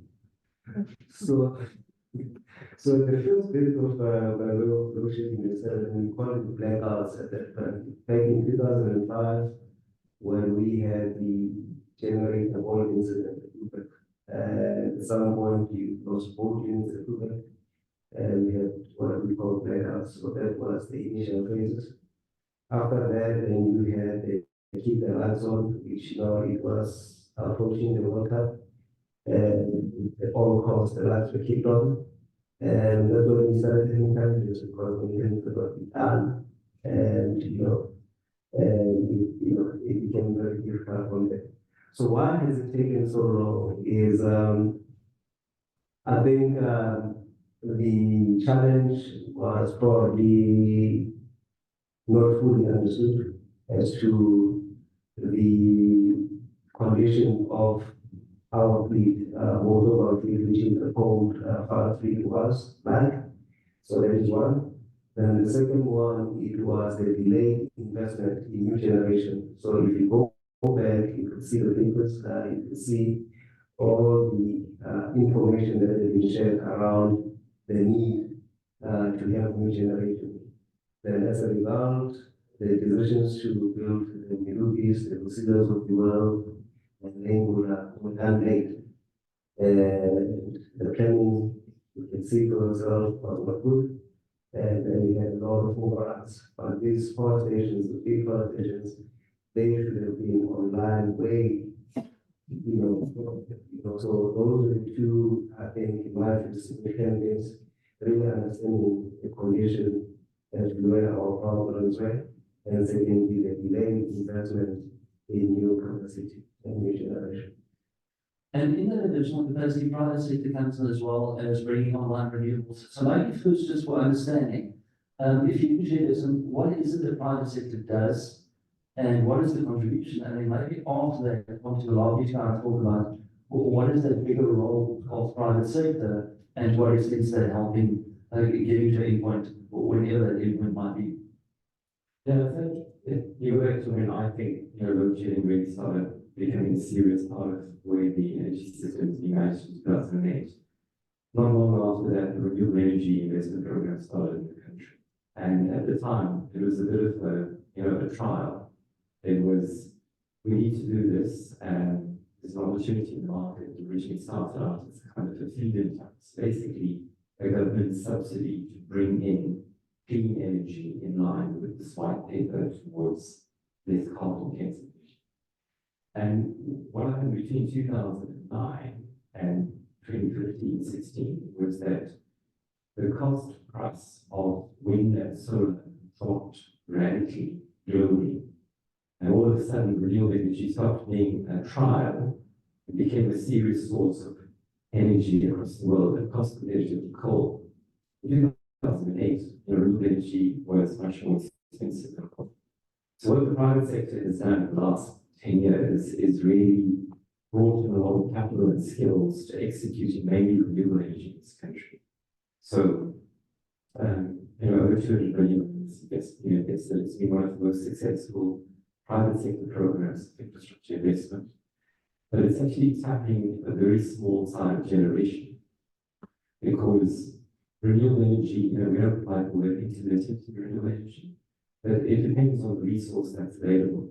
And if you have a large renewable energy production across the country, so east, west, northern Cape, and you have wind and solar, you generate quite stable energy during the day, but it's not reliable, constant base load until the renewable fleet is much huger. So what the private sector has done is it's played in a very small sector. It's kind of said, well, Eskom, you've got your issues to sort out, you deal with that, and we would like an avenue to keep investing here. But I think the private sector hasn't, been given the full opportunity to participate in helping build up the transmission network, which is, an area that's being explored now. And I don't think the right policy is followed to allow private sector investment in gas, which I think is starting to happen now. If you want to comment? Yeah. So the role of private sector in the energy space is critical. So if we reflect back and what Dhesen has said is since the program came for procuring renewable energies, over 97 projects have been connected to the grid, delivering about 7 gigawatts of energy. Right. So that is a significant investment, and that is almost 7,000 megawatts that you have that has come through.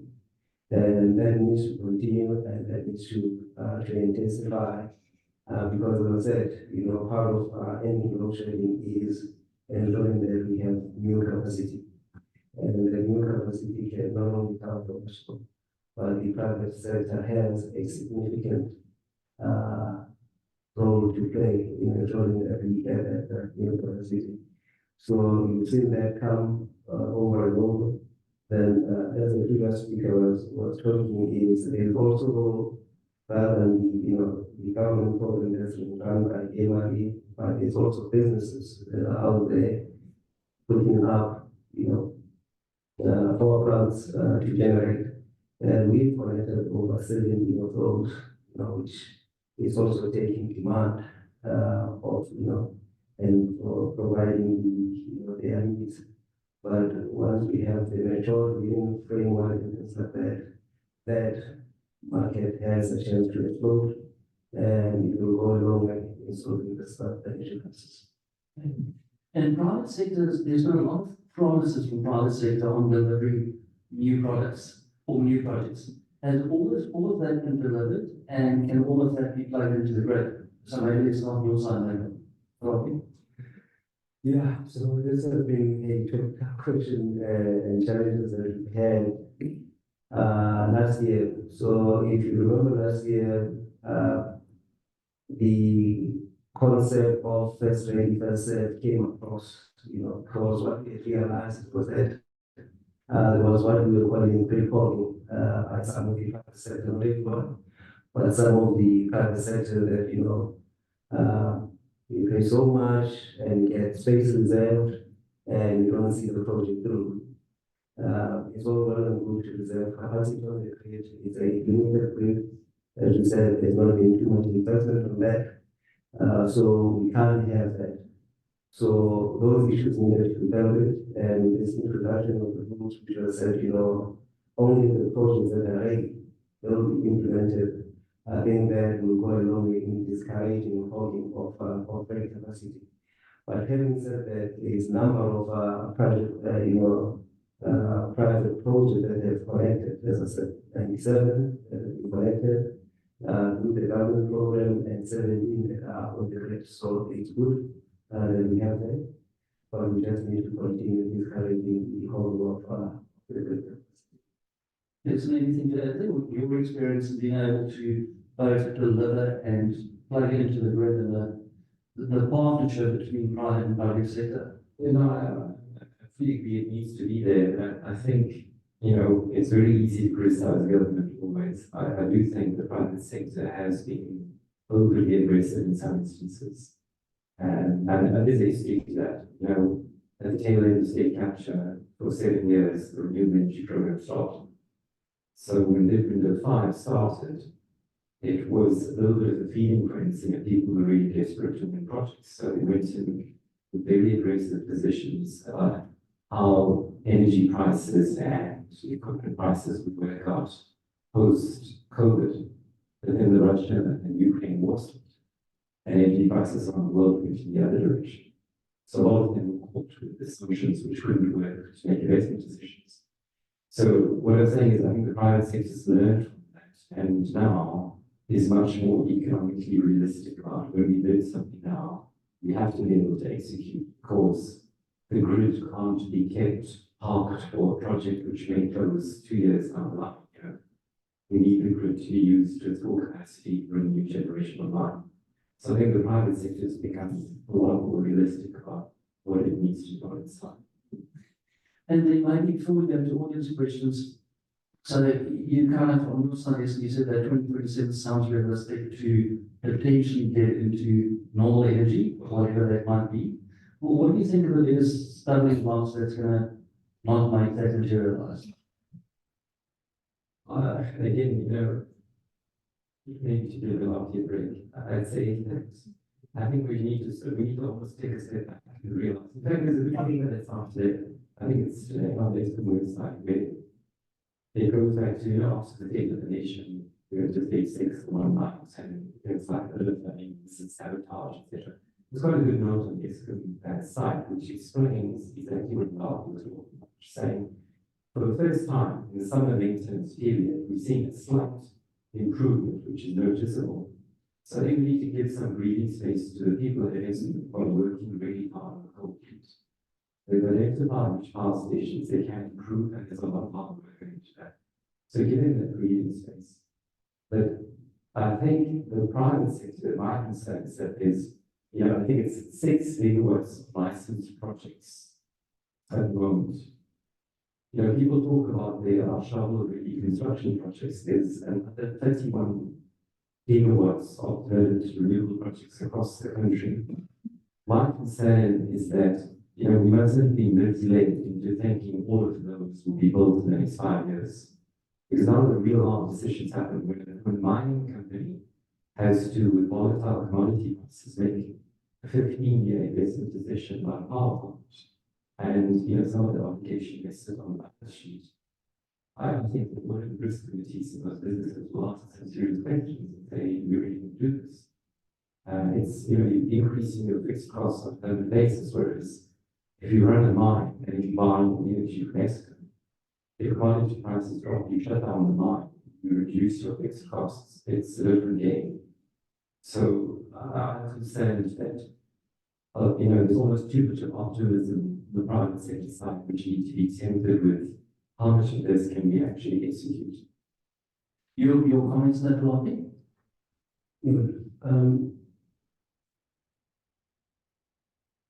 When you look at it, and I agree with everything that you said, is the role of the private sector is critical, and but overemphasizing it is going to be a challenge.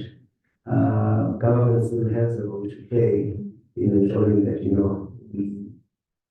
we can meet that target of eliminating load shedding. And the key thing is as much as we invest in renewable energies, this is an interconnected system. And unlike the IRP 2023 that is out for comment, if you look at scenario 1 and analyze scenario 1, one of the key things that they mentioned is currently the erratic nature of the power system because of the reliability of the coal fleet. So you can't do it only on non-dispatchable power. You need to have the base load. Normally the base load at the 2.5 gigawatts that is announced of nuclear, it is a significant investment. And if you find private sector that will invest that amount of money, it becomes a challenge. So both the private sector and the government really has a role to play. to ensure that we have the base load that is there to carry the country and some well supplemented by renewable energy. And the two ways, to achieve the goal of being carbon neutral by 2050, that is going to be critical. So it cannot only be done by the private sector. And what it has spoken to is with the great volume, that's what you see, because most of the projects, and when you look at the numbers and trying to build the project, it becomes very difficult because of the debt that you know. And what you see from government side is the biggest stumbling blocks getting the base load right to deliver consistent energy, and any big stumbling blocks in distribution, or where are the big stumbling blocks at the moment? So the challenge has evolved. Initially, as you have seen, it had been the decision points, the timely decision in making, or giving direction to the country. So if you say you're going to build a plant, you understand that's a 10-year commitment. You're not going to realize it tomorrow or in the next 2 years. Building a power plant, irrespective of the technology, it takes a while. So if you're building a base load, a 3,600 megawatts plant, it's going to take you a good 10 years. If you don't want to have crazy or cost overruns, or you need to plan over. If you build a nuclear power plant, we have the UAE that has just built nuclear power plants. It took a good solid 8 to 10 years to finish, and they're not finished yet. It takes a long time. So those decisions need to be made upfront and ensuring that there is policy, certainty as to what we need to do, and commitment that what we've seen, it was that this year we're going this way, election year comes, somebody spoke about elections, we're going that way. So unless you have that policy certainty and commitment to make those decisions and start doing it, you realize that there's a 10 years lead time. And that is what we think, we've not been good at, just making decisions, sticking to it, and ensuring that we can build those new power plants. There's any comments there? So you're thinking deeply? No, I'm just thinking, I think this is part of the challenge. You're trying to fix broken power plants, you're also trying to reform the whole energy system, and not just transmission, distribution, and generation, but we're also trying to move away from the centrally driven market model to where energy is going to be traded between buyers and sellers directly. That's the seismic change that the presidency introduced a few years ago. So it's going to take time for the investment decisions to materialize. But I think the next year, the new transmission entity with Eskom, which is going to be open for business to buy energy, on the day-ahead traded market, very sophisticated energy market. So that's going to, private sector capital kind of follows the path of least resistance, and it finds how to make money and where to take risk and to be rewarded for it. I think it's going to start pushing the same to Eskom. We would love to build up the transmission network at least to get more because you can give it to us as a public-private partnership for 15 years or 30 years, and you can have it back. But we will run it and operate it. We can get it done very quickly in 5 years, hopefully be available.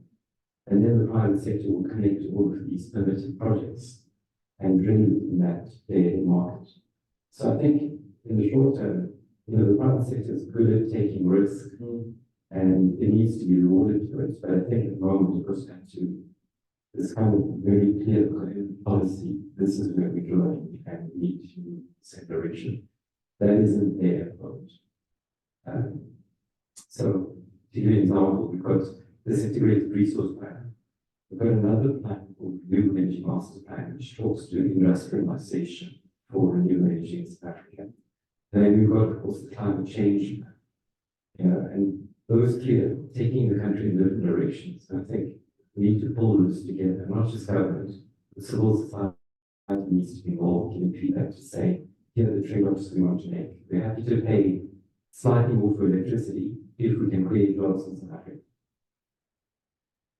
Those are big policy changes that need to take place, and that takes very long.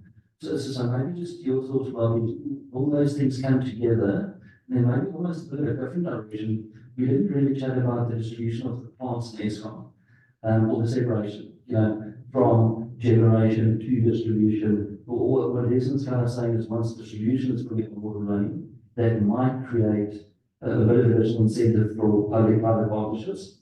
So just it's two separate issues. So when do the policies kind of come together? Is that a very long-term project? And is it probably more likely that when the Eskom distribution business completely set up running, that might generate additional investment and public-private partnerships? So I think with the new Ministry of Electricity, we've seen the agency to get to a bit of clarity. For example, the decision that was made by 2025, so 2035, we will shut down our coal fleet.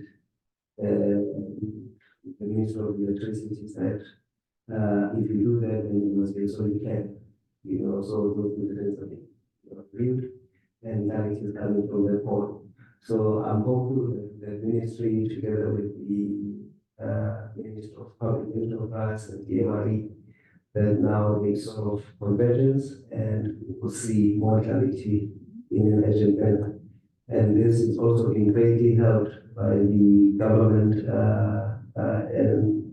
and private partnership that is proven equal and things like that, because in those forums, there's a lot of work that is being done to move the country forward.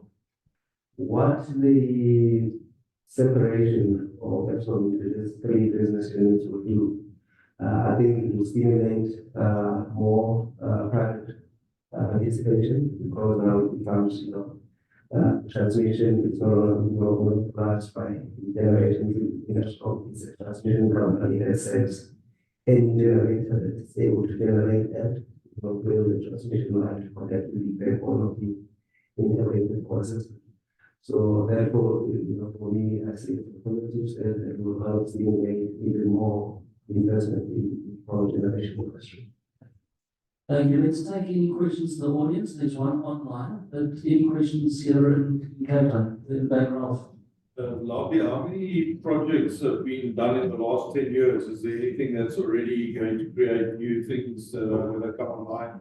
Or is there nothing in the pipeline? Thanks, Grant. I'm just going to rephrase that for our online audience. They probably didn't get that, but the question of the audience in Cape Town is, maybe it takes 10 years to build a power plant. There's one project that's been built or started in the last 10 years, and really they come on board. So there's two types of projects. So from the renewable side, there's a number of projects that are currently ongoing. So I think over the last month or so, there were 350 megawatt projects under the risk mitigation window that have been connected. And there's about 5 in the current window that have closed, that they have been developed. Required projects, but still small. So the key thing from a major project point of view, there is work that is being done on gas to power, not yet finalized, but there is a lot of work that is being done there. And recently there's been this announcement that has been made around the 2.5 gigawatts of nuclear that the country intends to program. So those are the projects that are there. But I would say still more concept phase rather than more execution phase. The projects that are more in the execution phase is on the renewable side, but they unfortunately do not give us that much. I think it's under 500 megawatts if I recall. Thanks, Velaphi. Christian, anything to comment on it? Any other questions that I have audience? Tumi. Just a question from my side in terms of the improvement that you've seen over the last sort of months and reduced load shedding, whether you think there's also a political element, given that it's an election year this year. Okay, so the question just while Velaphi thinks of things through that is, given the reduced load shedding that we've seen in the last while, is there any links to the upcoming election, and is there a political motive behind that? Yes, yes, you are doing that. You know, I don't know whether I mentioned last decade, but you know, I think that's what 2008 to 2018 was. So kind of there's a very politically influenced kind of leadership risk, just keep the lights on all costs, defer maintenance. A lot of that's in Mr. Director's book. You can read about it there. But I think that if you speak to anyone who talks to the kind of hardcore Eskom people who are now, you know, working crazy hours, they are managing the plants and maintenance system the way it's designed to be. There is no political incentive. You know, they're not doing it. They're doing it in a very disciplined, engineering-focused way, the way it should have been done. I mean, I can just comment that, so our kids play cricket together, myself and Velaphi. While we were having holiday in December, I think if I'm correct, his wife said he had one day off, which was Christmas Day. So I think also just a big add for the people that are actually putting effort in to get it fixed. So maybe just add a thank you to the good one. Any last question going on, and we'll just my question is related to the grid. I mean, it seems like the grid has been one of the big challenges and moving forward into different forms of energy creation. Like how does that look like in the future, and how quickly can we get there? So just again for the online audience, the questions is around the grid. What does it look like in the future, and how quickly do we? I'll go there. So the grid is constrained in certain areas, right? So it's constrained in the Northern Cape because that's where most of the sun is, and it's constrained in the Western and the Eastern Cape because that's where most of the wind is, right? But you take away that, and I think that was the thinking also that was going on in the DMI, that for example, if you have a different approach around how you contract, then you can free up a lot of space on the grid. The other key thing that has been done, which probably has not been spoken about, is the rules that came in around, that aim to discourage logging. There's been about 5 projects on risk mitigation which now not go forward because they are targeted. So that sort of frees up a little of grid and ensuring that that is available. But continuing to develop where our solar resources and wind resources are, there is definitely going to need to be investment in those transmission power systems. But if you have a very low technology, there's a lot of space for you in Mpumalanga. You can put it there. And yeah, the grid is unfiled there. But unfortunately, there's 3 key provinces within a lot of congestion on the road there. And how long does it take to, is it rebuild, is it fixed, is it that you mentioned maybe that's where the private sector gets involved as well? So maybe actually, so when do those problems get solved? It's not your side, is it?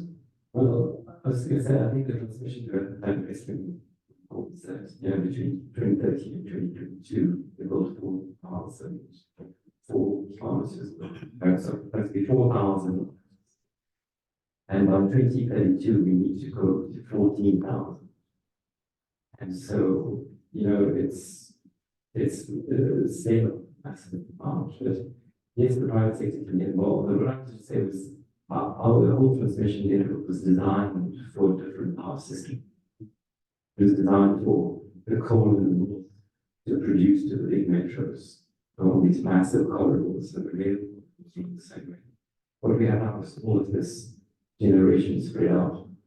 And I was listening to a very interesting talk with South African people who work in the Australian grid operator, for Western people. And they were observing Australia's been the best at integrating renewables into a predominantly historically coal system, doing very well.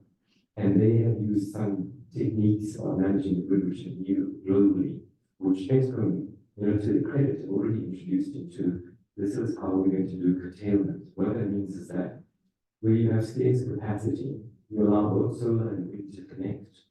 But when solar is generating at peak and the wind is there, you have enough solar generation in the system. You don't need more, you actually set the solar farm, we're not going to pay you about that much. So in Australia, they curtail solar and wind, and you take the economic risk of that in managing the system. The most interesting thing that she said was that the systems we need to manage the grid of the future don't exist today anywhere in the world. And we're building it as we go. Because, for instance, when you have a predominantly solar system, which South Africa has had 10 years ago, most of the people in this room get the tax deduction of 12B. Most of you have taken some, hedge fund kind of risk protection and solar on the side. So my point is that imagine massive cloud cover moving with a very dense area and production dropping down.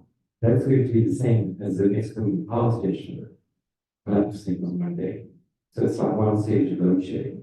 And it's just cloud cover, a very concentrated area with lots of solar generation.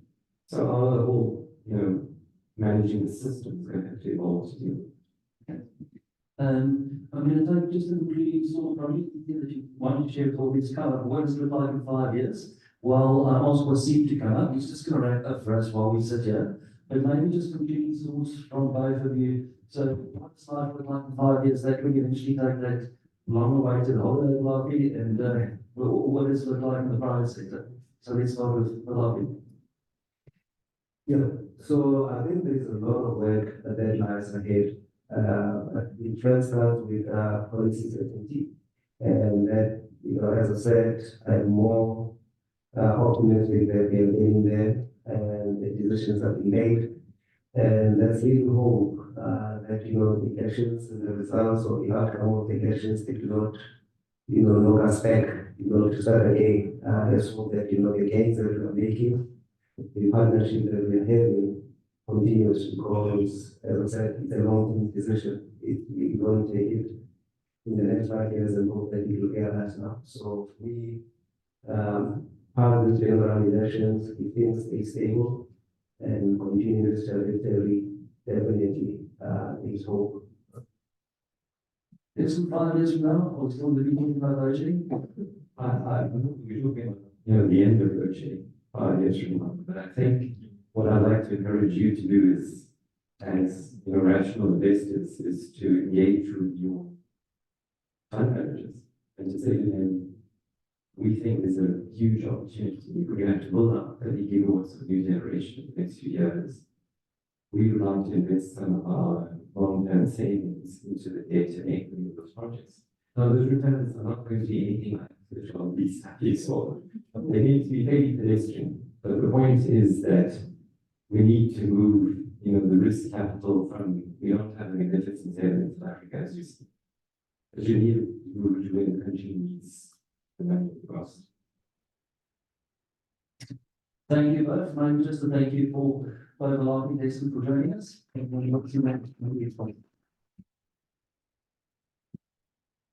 Good evening, ladies and gentlemen.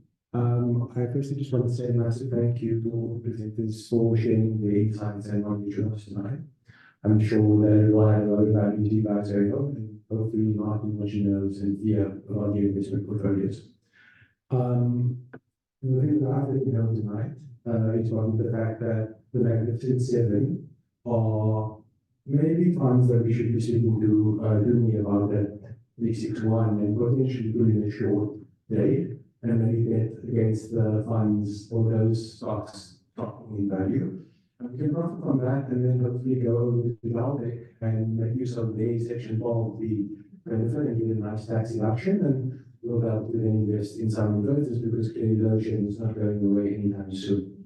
But jokes aside, there's going to be some noise clearly in 2024, just how we've experienced in South Africa for many years, with both the elections happening locally and in a lot of overseas countries. There is going to be some noise, so it's so important that we continue to stick to our long-term investment strategies, and that's exactly our investment philosophy at GMI. And diversification is also something that we value a lot in building investment portfolios, and that's exactly why we